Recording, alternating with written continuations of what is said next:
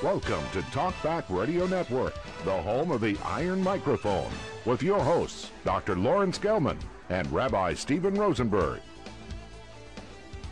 Good morning, Rabbi Stephen Rosenberg and Dr. Lawrence Gelman with you this morning. And later on in the morning, we'll be speaking with Assistant Professor Neder Hashemi, who is considered a leading expert on the Middle East and Islamic affairs, religion, and democracy. He teaches politics and the Middle East and Middle Eastern studies at the Joseph Corbell School of International Studies at the University of Denver. He'll be joining with us in our second segment. Okay, let's start off the morning with Rush Limbaugh, our friend Rush Limbaugh, who is seeing an exodus in his advertisers for some remarks he made about a student at Georgetown University who testified in Congress, and he called her. Well, I'm not going to repeat what he said, but called her some not particularly very nice names to prove a point. And I have to do. And for transparency, I used to work with Rush back at KFBK in Sacramento, and I don't know him to be a mean guy. And he's also said he tries to teach absurdity by speaking absurdity. But thought about this for a second. What about this? This all had to do with the issue regarding contraception and the Catholic Church, and Georgetown is a Jesuit university, and Rush Limbaugh was trying to make a point with this woman. Dr. Gelman, your thoughts? Well, as with Mark Levin and Sean Hannity, we've crossed Rush Limbaugh off our list. He's off. He may not be mean-spirited, but he is a hypocrite, and he proved that with his attacks upon Ron Paul, the only legitimate conservative in the race. He has attacked Ron Paul, as has Mark Levin and Sean Hannity. So all three of those are off the list. Now, as regards this instance with his reference to this law student from Georgetown, that's another issue entirely. I don't know exactly what her personal sexual habits are that Rush Limbaugh referred to. I'm not interested in knowing either. However, what I do know is that she, as with almost every other attorney in the United States, is unable to distinguish between truth and lie. And so she is a liar. Her testimony is nothing but lies. She was referring to instances which are not true. She gave dollar amounts which are inaccurate. One of her assertions was that she had a friend, and I think this is a lie also.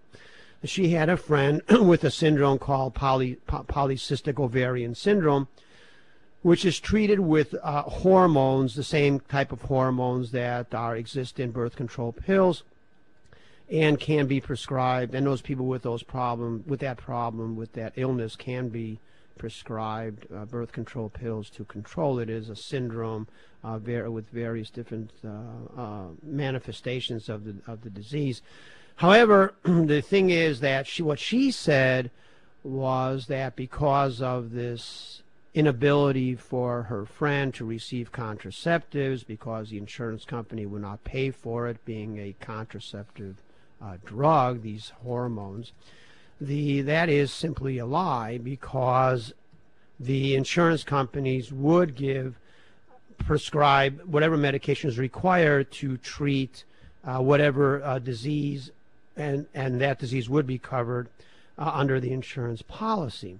So she made up things which are simply not true. Of course, I find it also interesting that the law students at Georgetown seem to be unable to control their baser instincts, because after all, the intercourse is a voluntary function almost 100% of the time. And if she's saying that she cannot control her impulses and therefore is a slave to her more basic base emotions and likes to hop around from bed to bed. I'm not aware that the American taxpayer, or certainly me, I don't wish to pay for someone else's sexual behavior. I'll pay for my own, but I don't understand why I should pay for anyone else's. And the crux of this issue is, which is being completely missed by all concerned, because it is another manifestation of the incredible ignorance in our political discourse, is that the real question is, why am I forced to pay for someone else's issues? Why am I forced to pay for someone else's sexual behavior? Why am I forced to pay for someone else's children? Why am I forced to pay for someone else's parents? Why am I forced to pay for someone else's drug addiction or obesity or anything else? Why am I, where is the Constitution? Where are my rights? If there are certain things which someone has the right to get from government, which requires my energies and efforts and wherewithal taken from me forcefully, then where are my rights? What happened to my rights? And so the entire political discourse is absurd. It is ignorant. And that is the outcome, of course, of our system of public education and our mass media, which exist only to promote big government programs in order to consolidate power in Washington, D.C., and in the hands of politicians and bureaucrats, which is exactly the last place that we would want to have our freedoms put into the hands of, is people like those. Because if there's immorality, if there's a personification of immorality in the United States, it is in the state and federal capitals of this country. Well, would you like to hear what some of the advertisers said? Not particularly. Not particularly. I really don't care what they have to say. Well, it's interesting because he was this student, Sandra Fluke, as you said, had testified in Congress, and she's a student at Georgetown, and it just seems to me that and you're right, you've made some very good points, is the fact of the matter is that she is asking for the American taxpayer to pay for her own needs, and you've made it clear before that it's not a medical condition. That and so pregnancy is not a disease. I really don't want to go on too much about this, because I really don't care what the advertisers say. I mean, most advertisers have the moral standards of your average politician. And so I'm really not interested in what they have to say, nor do I care what Rush Limbaugh has to say, or he's off your or list Sandra now. Fluke has to say. I really don't care. We're not here to repeat what everyone else talks about. We're here. We are distinct and independent. We are here to educate our listener to what they have never heard before and will not hear in any other program. We present the facts. We don't quibble. We're not here to say that the other side has legitimate point of views. They don't. The other side has no legitimate point of view. It doesn't matter if it's whatever the topic is, whether it's the Middle East, which we'll be talking upon later, global warming, the Constitution, or anything else. They have no legitimate point of view whatsoever. They are 100% defective. That's not the real problem. The real problem is, where's our side? Who presents our point of view? Where's our people? Our side, or those who say they're on our side, the Mitt Romneys, the Newt Gingriches, the Rick Santorums, are as clueless and philosophically unprincipled as the other side.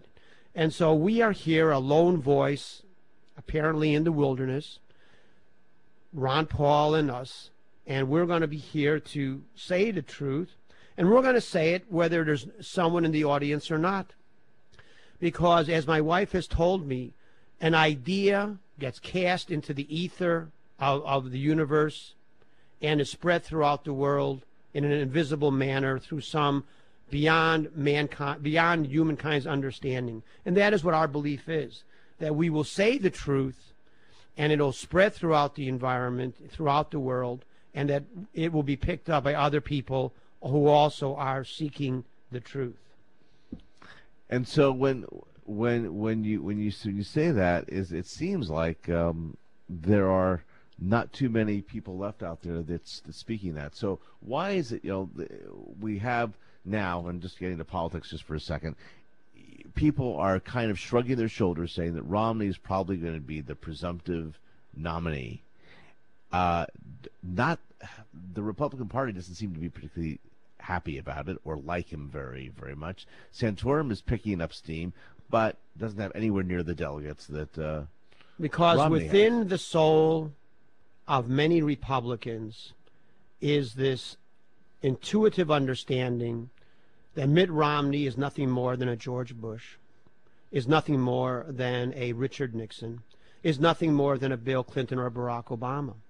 And though they may not be able to elucidate their viewpoint in a cogent manner, which is what we are here for, to teach the choir how to sing, rather than preaching to the choir. We want to teach them how to sing.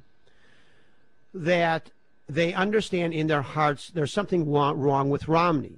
And there is. He is not a conservative. He does not hold libertarian viewpoint. He is a statist. He's a big government bureaucrat. And that's all he is. The only true American, what I mean by that is someone who holds onto American ideological principles, is Ron Paul.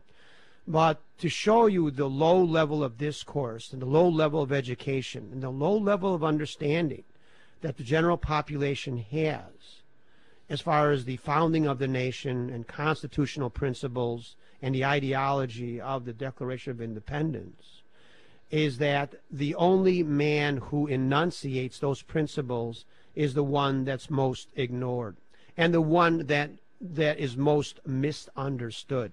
And because it is not that Ron Paul has left the mainstream. Ron Paul is in the mainstream as much as George Washington or Samuel Adams or Thomas Jefferson or any other of the founding fathers. It is the rest of the country that has left the mainstream. It is the rest of the country that is on the periphery. It is the rest of the country that has abandoned the founding principles of the nation. Now, I think let's go in anticipation of our guest. Why don't we illustrate what we're saying? Good. Based upon what's going on in the Middle East today. Let's illustrate the lies that are promoted through the arms of the government, known as the media and the system of public education, which seeks to promote government viewpoint and centralization of power by promoting lies and ignorance throughout the country. But we're going to give you some facts which I think most of you have never heard and which will shock you and amaze you. Referring now to the Middle East, there has never existed an independent state of Palestine, nor an Arab Palestinian people. The Romans are the ones that gave the name Palestine to the region after a brutal uprising by the Hebrews in the 2nd century A.D. that was brutally suppressed. In order to remove any evidence of the state of Israel, which the Romans, which was under Roman domination, they changed the name to Palestine, which means home of the Philistine, the ancient enemies of the Hebrews, which by that time were no longer in existence. The name Palestine came to the region 400 years before the birth of Muhammad and 500 years before the first Arab set foot in the region that is now called Israel, or the immediate surrounding region. And they came from the Arabian Peninsula in the 7th century A.D., in the beginning of the great Islamic conquests, not only of the Middle East, but also much of Eastern Europe. All the Arabs in the Middle East today are of identical origin, of identical genetic makeup, and they all came at the same time in history, and none are native to the land now called Israel, or for that matter to Syria, Iraq, Jordan, Egypt, or Turkey, for that matter. Now, let's look at some of these other issues. The Palestinian refugee issue was created by the Arabs themselves in 1948, when 400,000 Arabs abandoned their homes in what is now Israel voluntarily at the urging of the Arab legions, who, in breathless anticipation of the inevitable annihilation of all the Jews in the newly created state of Israel. However, to everyone's surprise, including the United States, Israel actually survived the War of Independence and created the nation state of Israel. However, the surrounding Arab nations, and Iran as well, a Persian nation, in an act of vindictive retaliation, exiled 800,000 Jews from their countries, Jews that had lived in those countries before Muhammad was born.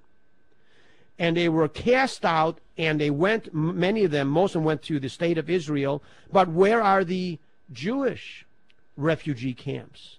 Well, there aren't any, because unlike what the Arabs did in rejecting their Arab brothers, now referred to as Palestinian, the Jews in Israel happily assimilated their Jewish brothers coming from other nations. When we come back, we'll be speaking with Dr. Nader Hashemi, who is assistant professor of Middle East and Islamic Studies at the Joseph Corbell School of International Studies at the University of Denver. We will look forward to speaking to him, and hopefully your phone calls as well. You're listening to the Talkback Radio Network, home of the Iron Microphone.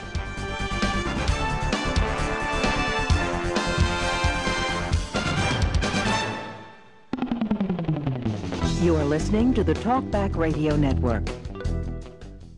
We hope you're being enriched by our program today. You may be listening via our archives or to our live broadcast. Dr. Gelman and Rabbi Rosenberg broadcast live on Thursdays from 11 a.m. to 12 noon Eastern, 10 to 11 a.m. Central, and 8 to 9 a.m. Pacific. You may call the show live during those times, toll free at 888-930-1787, 888-930-1787, or you can find us in the archives 24/7 at ironmicrophone.com. To me, freedom of speech means having the right to say what I want in any way I choose. I can say it fast, or I can say it slow. I can say it high, Or I could say it low. I can sing it, or I can shout it from the top of a mountain. But no matter which way I choose to speak, it is the fact that I am free to use my voice that is most important. This message is brought to you by the NAB Education Foundation, the Broadcast Education Association, McCormick Foundation, and the station.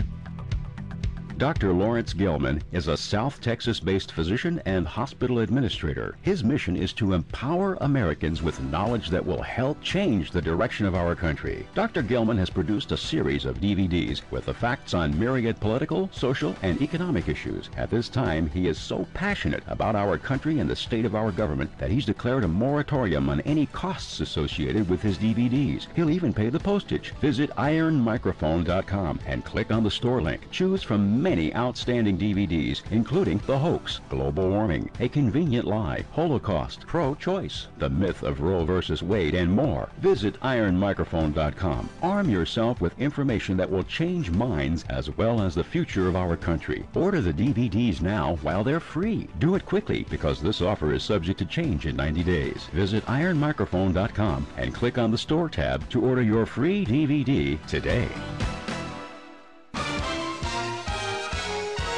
Welcome back to the home of the Iron Microphone with your hosts, Dr. Lawrence Gelman and Rabbi Stephen Rosenberg. Rabbi Stephen Rosenberg, Dr. Lawrence Gelman, and you. Our guest this segment is Dr. Nader Hashemi, who is an assistant professor of Middle East and Islamic Politics and Studies at the Joseph Corbell School of International Studies at the University of Denver. And Dr. Hashemi has authored many different papers. One of them, which I'm very interested to talk to you about, sir, is this idea of moving toward a democratic Islam and democratic Muslim states. Isn't that a bit of an oxymoron? Not if you have an understanding of history. I think, Islam and Muslims are not the first religious community or civilizational tradition that has struggled with the modern concept of democracy and human rights.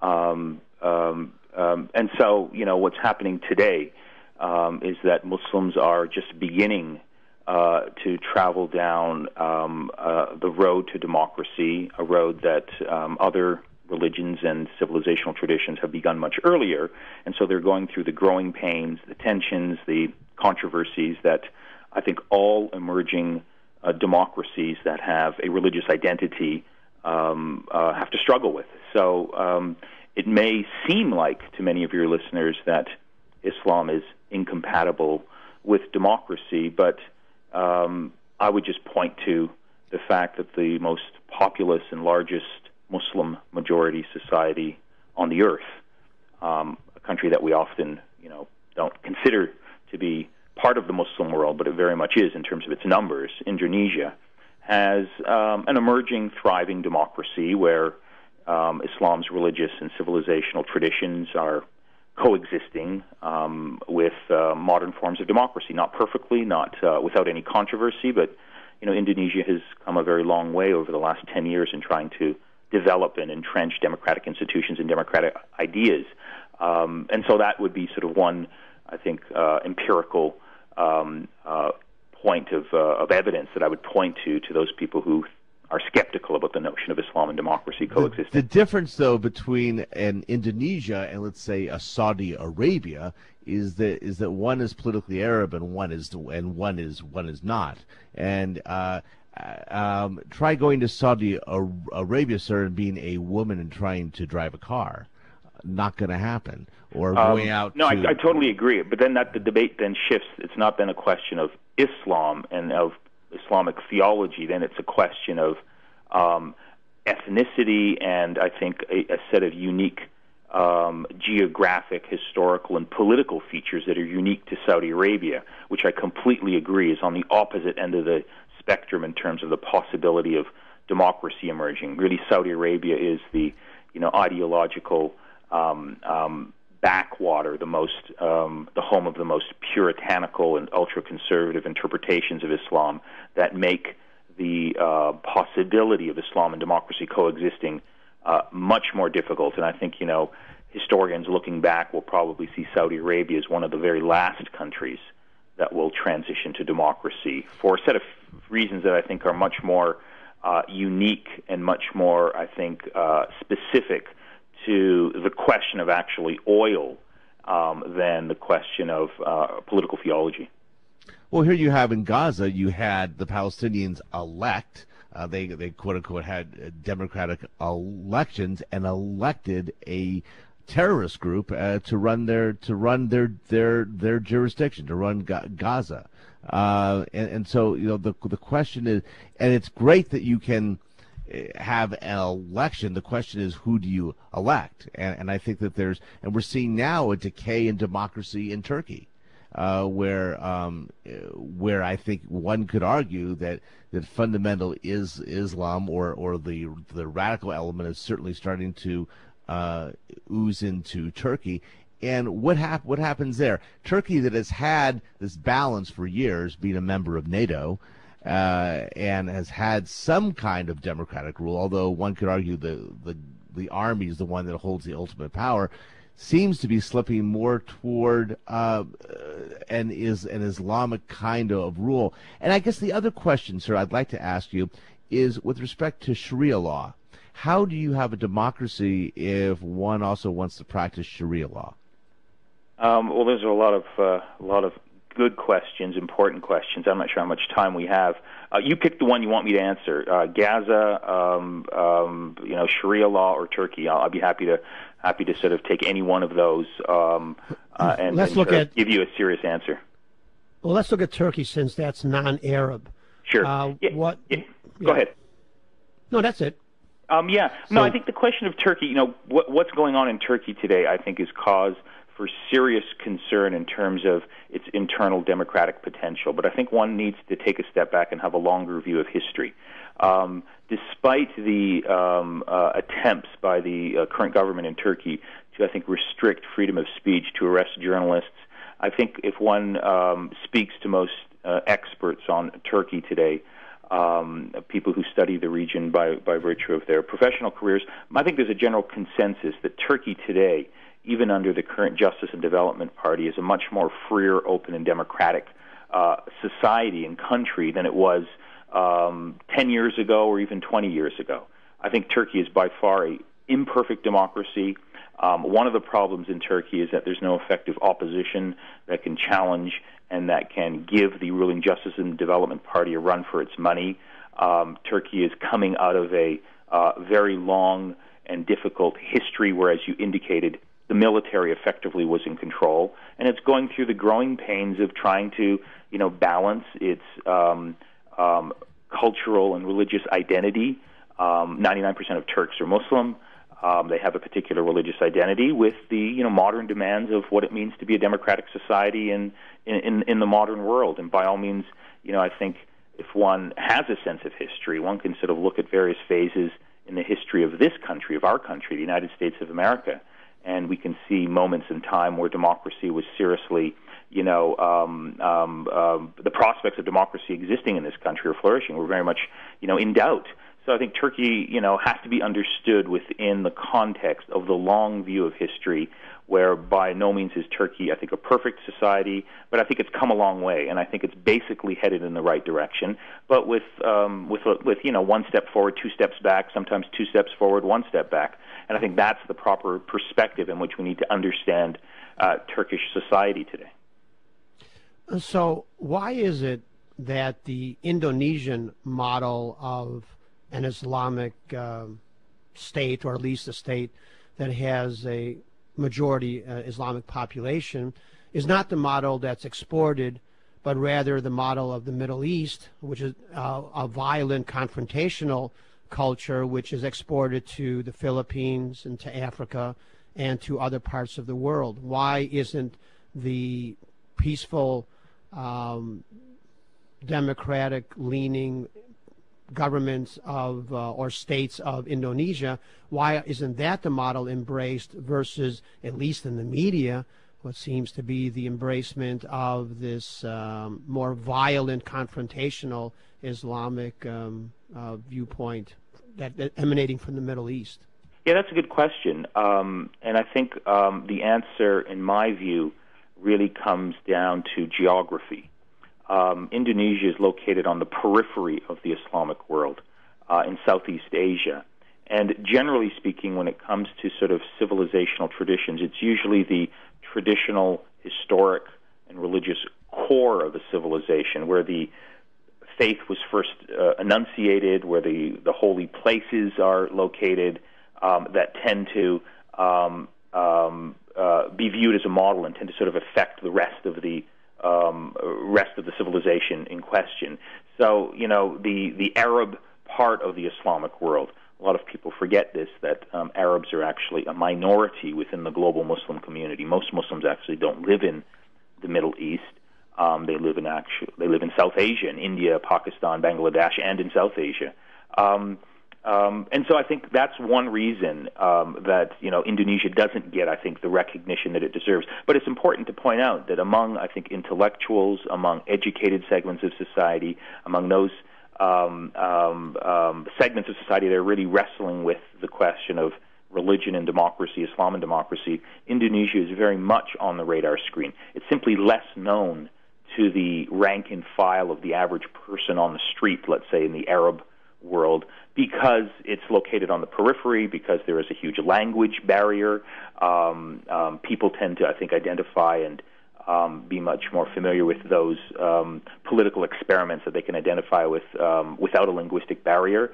And the Arab Islamic world, the core of the Middle East, is a much more politically volatile and unstable part of the global Islamic community because that's been the center where there's been a lot of political conflict in the 20th century. The Israel-Palestine conflict is one. The question of the wars in Afghanistan and Iraq are another sort of series of events that have created instability. And so the political experiments that come out of those parts of the Arab Islamic world that are identified with political conflict within the core of the Middle East, they tend to produce, much more, as you suggested, sort of violent and unstable political experiments. And so that's why I think Indonesia hasn't gotten the attention that it deserves. But as I said, it's certainly on the radar screen. I think actually, in my view, and I've said this in my own writing and work, I think Indonesia actually is a much more suitable model for reconciling religion and democracy within the Muslim community than any other country in the Muslim world, because they've done a lot of the important preparatory work in terms of an intellectual transformation, in terms of establishing a plural society. But then again, one also has to remember that, each country within the global Muslim community has its own internal story. I mean, the internal sort of transformations that took place in Indonesia simply cannot be reproduced, let's say, in Saudi Arabia, because the historical experience of Indonesia, going back, 300 or 400 years, is qualitatively different than Saudi Arabia. So what works in Indonesia can't be immediately transplanted in Saudi Arabia, in the same way that what worked in, let's say, in France, in terms of France's democratic model, can't be, taken to Mexico and transplanted, just because both those countries tend to be, majority Christian or part of the West. Well, it's interesting that you bring that up. What I notice, whether it's in Africa or the Middle East or other places, even India and Pakistan, that in these areas of conflict between Muslim and non-Muslim, they have a history of significant Western intervention, as for the last 100 years or more, easily, and up till today. Do you think Western intervention has a role to play in, or has had a role in, actually the exacerbation of the instability in those regions? Yeah, and that's a great question. I would say absolutely yes. And I guess one country that immediately comes to mind is the case of Iran. Some of your listeners may know this. If they don't, then I think it's important to convey this historical fact that in the 1950s, Iran had an emerging democracy. It was far from perfect, but the prognosis looked quite good. What happened was that the emerging democratic experiment in Iran in 1953 came to a crashing end when the CIA and the MI6 in Britain staged a military coup d'etat that overthrew the emerging democratic process, overthrew the popular conservative democratic prime minister at the time, Mossadegh, and replaced him with the Shah of Iran, who ruled Iran for 25 years with a brutal hand. Not as bad as the current regime in Iran, but still quite brutal by international standards. And I think one can't understand the emergence of the 79 revolution and the radicalism in Iran that we see today without going back to 1953. That was really the beginning, setting the stage, in other words, for the 79 revolution. So in that sense, in one very dramatic way, Western intervention, in this case U.S. intervention, has dramatically affected the political destiny of one important country in the region. And it's important to ask ourselves as Americans today, as we look at Iran and the problems that exist, where might Iran be today had the CIA and the United States government not overthrown the regime in 1953, and had Iran emerged as a democratic society? I think that's an important question to ask, and it speaks to, I think, and that's just emblematic of the larger problem of Western intervention in these regions that have really disrupted and distorted and affected the political development and the political trajectory of these societies. Now, I'm not trying to suggest that the reason for underdevelopment and the lack of democracy in these countries is because of Western intervention. I mean, you can certainly make that case with respect to Iran. I don't think you can make that case with respect to, let's say, Syria today, because Western intervention in Syria in the 20th century was very minimal. But in some countries, I think Western intervention has had a very negative effect, and it has undermined the prospects for political development.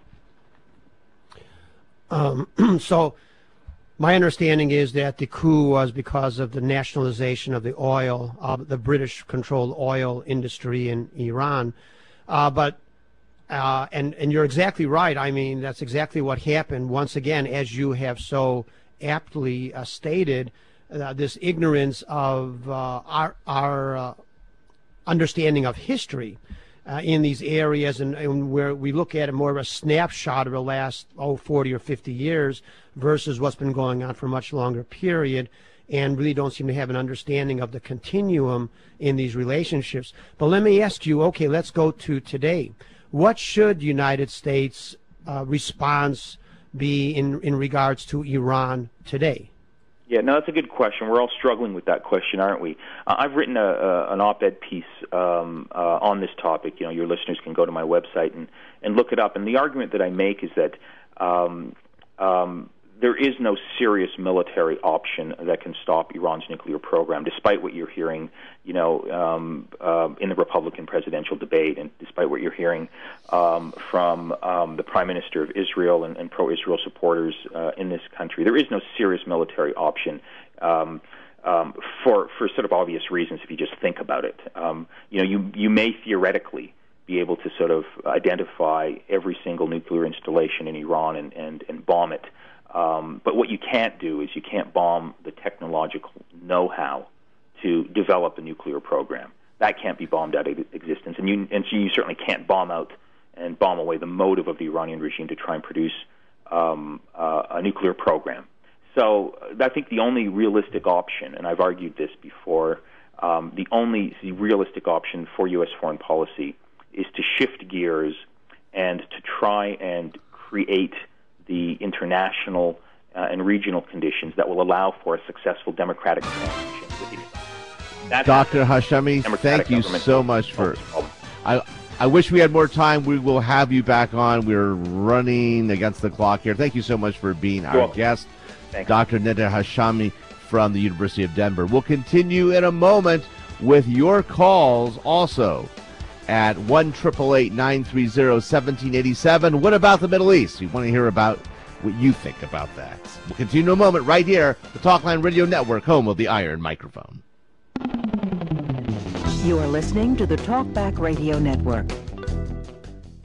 We hope you're being enriched by our program today. You may be listening via our archives or to our live broadcast. Dr. Gelman and Rabbi Rosenberg broadcast live on Thursdays from 11 a.m. to 12 noon Eastern, 10 to 11 a.m. Central, and 8 to 9 a.m. Pacific.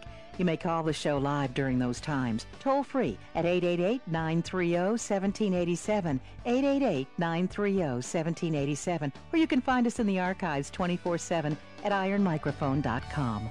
What does freedom of speech mean to me? It means I can build a mosque and worship there. It means I don't have to stay silent when I'm wronged. It means I can fight for the right to marry. It means I can write about how I feel about my elected officials, good or bad. It means I can spread the gospel of Christ. It means my voice. My voice? My voice. My voice. My voice. My voice. It means my voice is free. This message is brought to you by the NAB Education Foundation, the Broadcast Education Association, McCormick Foundation, and this station.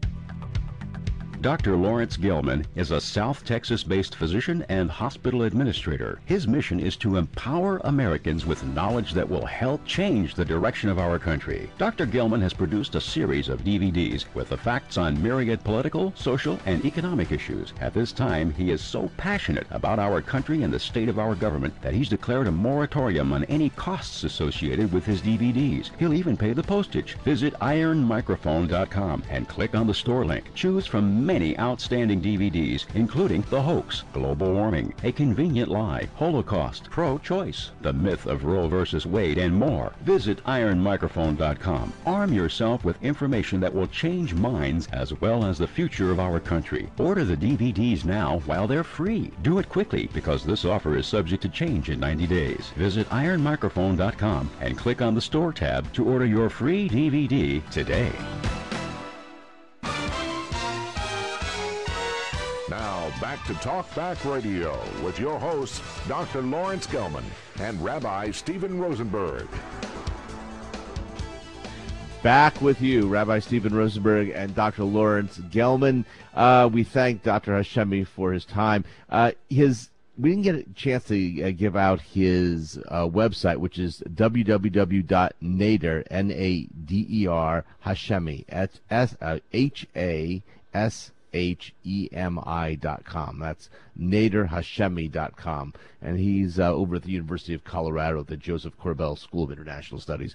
Very good guest, and had some interesting insights. What do you think about the Middle East, about what's going on now? Do you think we should bomb Iran? Do you think we should get involved with Syria? 1-888-930-1787 is our talkback number. 1-888-930-1787. What do you think, Dr. Gelman? I think Professor Hashemi was a very informed person. I think the students at University of Denver, right? University of Colorado. Of Colorado, yeah. In Denver. Yeah, I think University so. of Colorado in Denver are very fortunate to have someone like that lecturing to them about history. So that it's too bad that there aren't people like him in government instead of what we have today. But continuing on with the issue of the Middle East, I think what our listeners need to be made aware of is maybe what they're not. And one of the distinctions that Professor Hashemi said, which is very, very, which many of us do not really understand or are aware of, is that Islam is held as a religious belief by many different ethnic groups. The Middle East was once for 500 years, almost 400 years, controlled by Muslims, but who were Turks, which is an ethnicity distinct from the Arabs, and that the Arab control of the Middle East today was not always such. The British created all the modern Arab Middle Eastern states that exist today between the years of 1919 and 1922 after World War I. The countries of Iraq and Egypt, Syria, Jordan, Kuwait, and Lebanon were all formed from the carcass of the dismembered Ottoman Empire, not by the Arabs, but by British mandate. Though the Arabs were Muslim and the Turks were Muslim, they were essentially enemies with each other. The mandate that the British had also had the inclusion of a Jewish state. But the British, anti-Turk but pro-Arab British, looking at the oil-rich Middle Eastern region, took the land from the Muslim Turks, handing it over to the Arab Muslims. So, however, because of their pro-Arab bent, even though the British were required by mandate to create an Israeli state, they refused to do so, which had great consequence for the Jews of the world 20 years later. Because if the State of Israel had been created in 1920, as was the legal obligation of the British, as much as the creation of all the other Arab Muslim states of the region, the Jews of Europe and Russia would have been spared the Holocaust. Now let's take a look at the United States intervention. Let me just say one other thing about Iran and its incipient nuclear program. I really don't think that the government of Iran is any more crazy than the government of Pakistan, which is a nuclear country, or certainly the government of North Korea, which is another nuclear country. But no one is espousing attacks upon those nuclear industries. And I would say if there was a country that I'd be most concerned about, it's those North Koreans as far as launching a nuclear war. But let's take a look at the United States and its relation with Israel and the Middle East. And let me start off by saying this.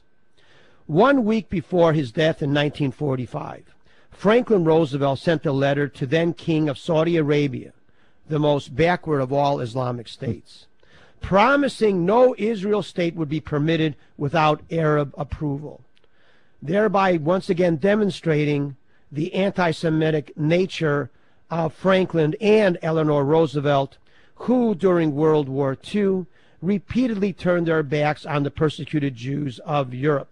Roosevelt himself personally rejected asylum for those few Jews who had successfully evaded Nazi persecution, managing to come to United States shores in unseaworthy craft only to be refused sanctuary.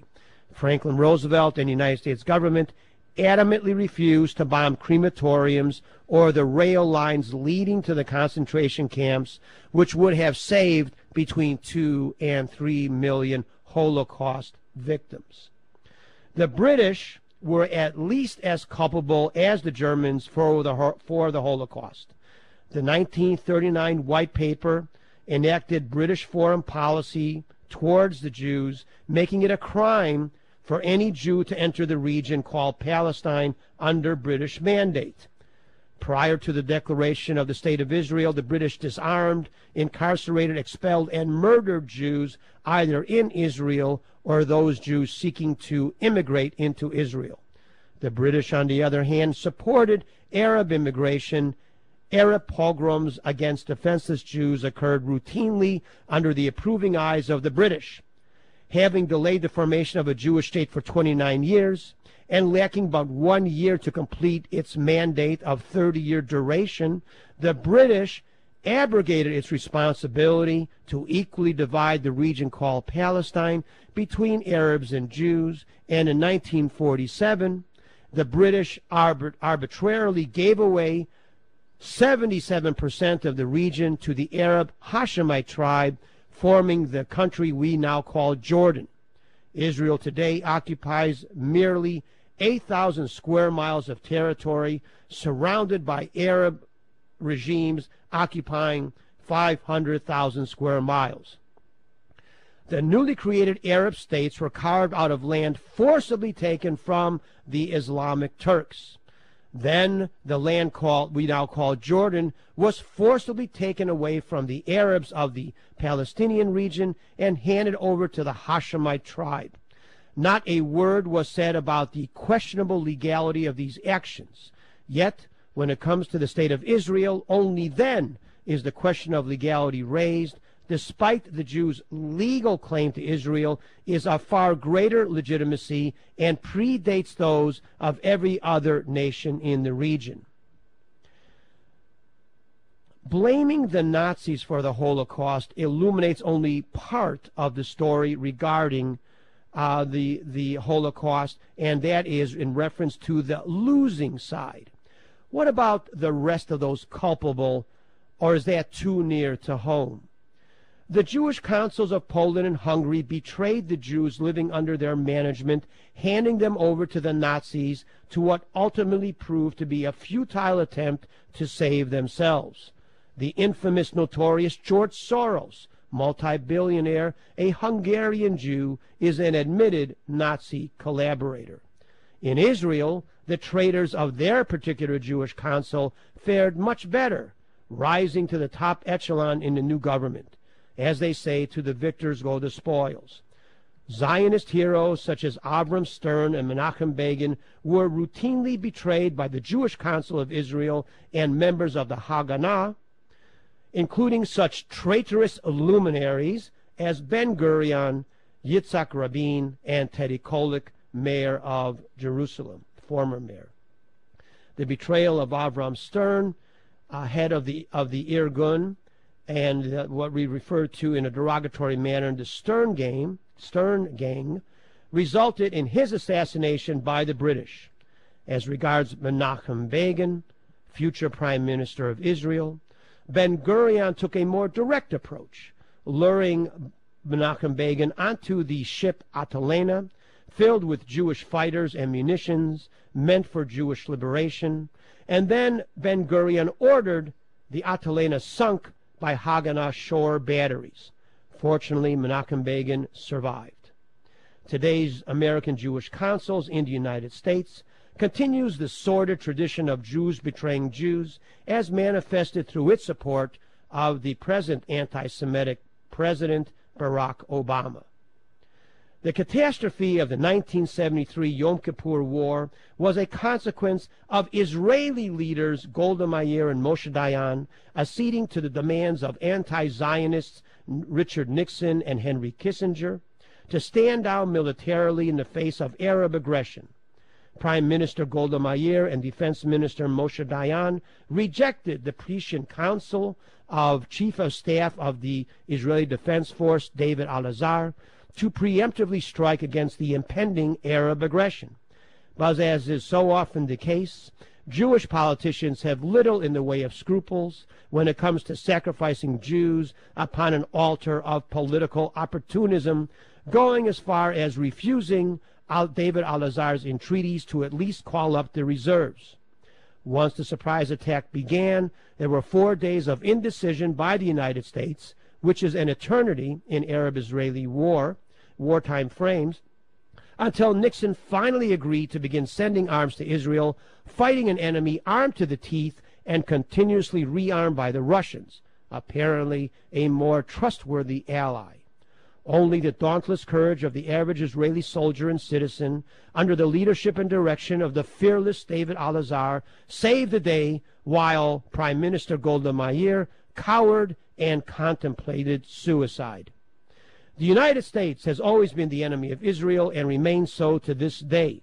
The United States not only refused any military aid to Israel in the War of Independence in 1948, it blocked shipments of war surplus Messerschmitt aircraft from Czechoslovakia meant for the nation Israel's state. Fortunately, it came through another route. The United States gives a pittance to Israel in the way of subsidy to pacify the feeble-minded Jewish agencies in the United States, such as AIPAC, while giving hundreds of billions of dollars to the virulently anti-Semitic terrorist regimes of Saudi Arabia, Iraq, Libya, Egypt, Jordan, Lebanon, Yemen, United Arab Emirates et al., as well as offering billions in munitions and aid to the terrorist groups Hamas, Hezbollah, and Al-Fatah. All the United States seeks in return is for Israel to sacrifice Jewish lives and the nation. Every land concession exacted against Israel that imperils its very existence today is not the result of losses in war, but has been forced upon it during peace, exclusively by the failed foreign policy initiatives of the United States. Every Middle Eastern fascist fundamentalist Islamic state was created through the United States foreign policy. Afghanistan, Libya, Egypt, Lebanon, Syria, Jordan, Iraq, and Iran all came to existence because of the United States foreign policy. Their Islamic fascist regimes are all United States created. Without the aid of the United States, Al-Fatah, Hezbollah, and Hamas could not exist. Of course, it takes two to tango, and as regards politics in Israel, the historical suicidal impulses remain. Imagine if the Congress of the United States had allowed active members of the Nazi Party or the imperial regime of Japan to be elected into their governments after the war. However, Israel allows not only the election of Hamas, Hezbollah, and Al-Fatah into surrounding territories, it also allows the election of anti-Jewish Arabs to the Knesset who openly agitate for the overthrow of Israel. Guilty of even greater dereliction of duty are those Israeli parties which require Arab votes to win elections, the Labor and the Kadima parties. In 1940, it was Chaim Rumkowski of Lodz, Poland, urging Jews to sacrifice its elderly and its Jewish children to the Nazis for political gain. Today it is the likes of Shimon Peres, Tzipsi Livni, and Benjamin Netanyahu filling that role. Such is the sordid history of Jewish politicians when even to this day they heed and honor the counsel of those nations who aided and abetted those who sent Jewish children to gas chambers. And so, with all of that, we have this complexity in the Middle East. I think that Dr. Hashemi opened up the door to. But I think, it's great to sit there and compare Indonesia. You can say, well, it's a model. But Indonesia is not an Arab country politically. It's very different. And they don't. Now, one of the things he didn't mention, and I looked this up while he was talking, that there's certain provinces in Indonesia that have been given the right to have Sharia law. And well, as he did say, it is a bit of a back and forth. It is not a straight arrow shot from non-democratic to democratic regimes. And as he also said, I think very aptly, is that where do we get off thinking that in the United States we live in some kind of perfect democratic republic? Right. We have a dictator run as president today. He is a dictator in name. He kills American citizens abroad without approval. He launches wars on his own. He creates legislation out of thin air. He has a group of czars acting as petty bureaucrats, acting in a dictatorial fashion, legislating through edict and fiat versus properly democratic created legislation. And we have a subservient Congress and Senate that has all the power in the world to deter the fascist president that we have now from what he does, but instead, for whatever motivation, politics or the desire for centralized government, that nothing is being done. So Professor Ashami is exactly right in saying, among many other things that he was correct about, in saying that, you know, where do we think that we are an exemplary democratic republic today? We certainly are not. But I think going back to the Middle East, the United States is foreign policy is based on false premises and is essentially a lie. And let me lead up to it with this. Why did the United States get into World War II? We have many examples, but we're running out of time. The United States entered World War II. Why? To save Europe, to save the Jew, to improve the economy. Balderdash. The United States entered World War II in December of 1941. By that time, much of Western Europe had fallen. Czechoslovakia had fallen. Austria had fallen, and they had fallen before the middle part of 1940. France had fallen, Norway, Belgium, you can go on, and England had been under assault for a year and a half. What was so essential in the end stages of 1941 that the United States entered the war? And there was only one difference in 1941, in the summer of 1941, versus the month before that. There was only one difference. The Soviet Union was about to be annihilated by the German armed forces. It was the Franklin Roosevelt, who was a communist and a fascist, and they are the same. He was a communist and a fascist surrounded by KGB agents. In order to save Stalin and his Bolsheviks, it was the United States that lured Japan into a war in order for the United States to save not Western Europe, not the Jews, not improve the economy, but to save the great Bolshevik thug, Stalin. And that is what we're doing today in our saber rattling with Iran. We are creating a scenario to convince the American people that we need to go to war because of the interests of a small group of people in Washington, D.C. and Western Europe. We will continue this discussion. We'll see you next week, Thursday, same time, right here on the Talkback Radio Network, home of the Iron Microphone.